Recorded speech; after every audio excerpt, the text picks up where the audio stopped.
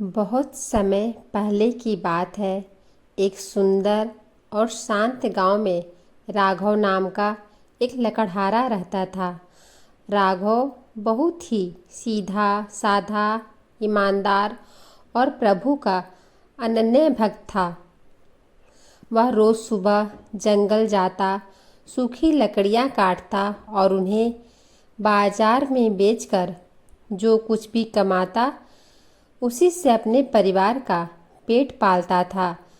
राघव का एक ही नियम था, वह अपनी कमाई का एक छोटा सा हिस्सा रोजाना गांव के मंदिर में भगवान कृष्ण के चरणों में अर्पित करता था और भूखे प्यासों की मदद करता था।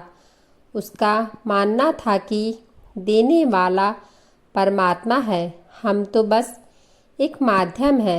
परीक्षा की घड़ी एक बार गांव में भयंकर सूखा पड़ा। कई महीनों तक बारिश नहीं हुई। नदियां, तालाब सूख गए और जंगल के पेड़ भी झुलस गए। राघव को लकड़ियां मिलना बंद हो गई। धीरे धीरे उसके घर में जमा अन्न के दाने खत्म होने लगे।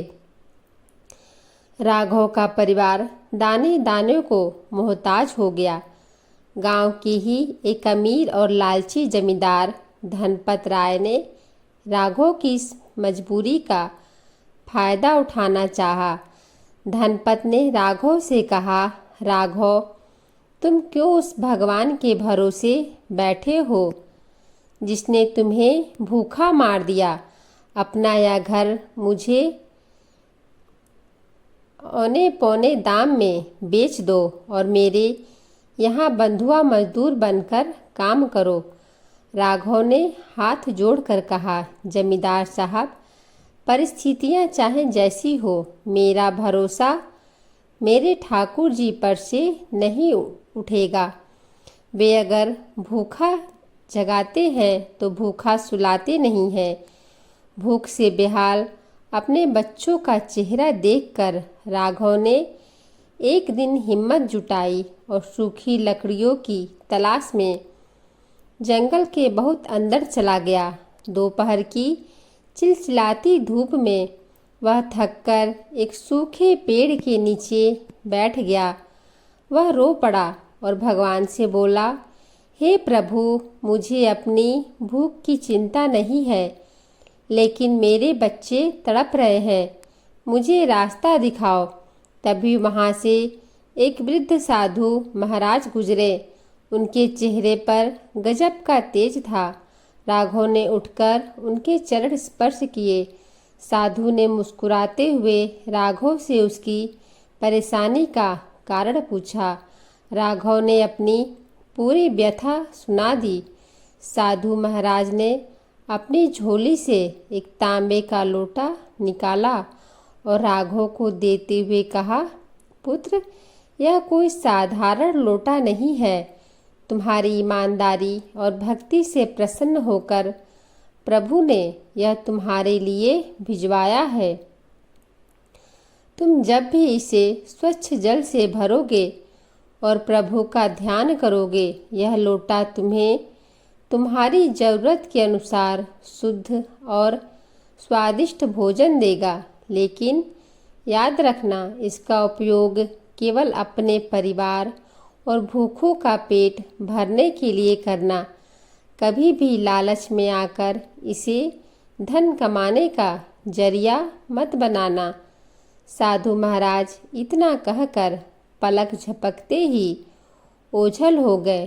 राघव समझ गया कि स्वयं भगवान ही किसी रूप में उसकी मदद करने आए थे। राघव पर घर लौटा, लोटे को साफ पानी से भरा और भगवान कृष्ण का स्मरण किया। देखते ही देखते लोटा दिव्य पकवानों से भर गया। राघव के परिवार ने भरपेट भोजन किया। अब राघव रोज अपने घर के बाहर एक भंडारा लगाने लगा, जहां गांव का कोई भी गरीब या भूखा व्यक्ति आकर भोजन कर सकता था। जब यह बात जमींदार धनपत राय को पता चली तो उसके मन में लालच और ईर्ष्या जाग उठी। उसने सोचा, अगर वह लोटा मेरे पास आ जाए तो मैं पूरी दुनिया का सबसे अमीर आदमी बन सकता हूँ। एक रात जब पूरा गांव सो रहा था, धनपत राय ने अपने गुंडों के साथ मिलकर राघव के घर से वह दिव्य लोटा चुरा लिया। जमींदार लोटा लेकर अपने महल पहुंचा। उसने उत्सुकता से लोटे में पानी भरा और अहंकार से चिल्लाया, लोटे, मुझे सोने की असरफियाँ और हीरे जवाहरात दे। चूँकि साधु महाराज ने कहा था कि लोटा केवल भूखों का पेट भरने के लिए है और इसका इस्तेमाल लालच के लिए नहीं होना चाहिए, इसलिए जैसे ही धनपत ने लालच किया, उस लोटे से पकवान या सोने की जगह हजारों जहरीले बिच्छू और ततैया निकलने लगे। पूरे महल में कोहराम मच गया। बिच्छुओं ने धनपत राय और उसके सेवकों को डंक मारना शुरू कर दिया। धनपत राय दर्द से कहराता हुआ महल से बाहर भागा। उसे अपनी गलती का एहसास हो चुका था। वह भागता हुआ राघव के घर पहुंचा और उसके पैरों में गिर गया। धनपत ने रोते हुए कहा, राघव, मुझे क्षमा कर दो। मैंने लालच में आकर तुम्हारा दिव्य लोटा चुराया था। मुझे बचा लो।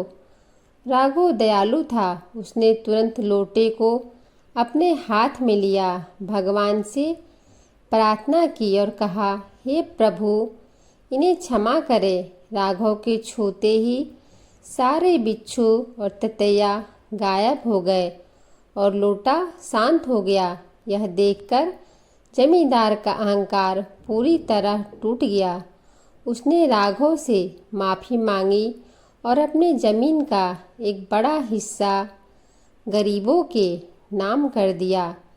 संकट के समय भी ईश्वर पर से विश्वास नहीं खोना चाहिए। परमात्मा हमारी परीक्षा जरूर लेते हैं, लेकिन सही समय आने पर मदद भी करते हैं। लालच का परिणाम हमेशा बुरा होता है। जो व्यक्ति दूसरों की मदद करता है, ईश्वर हमेशा उसके भंडार भरे रखते हैं।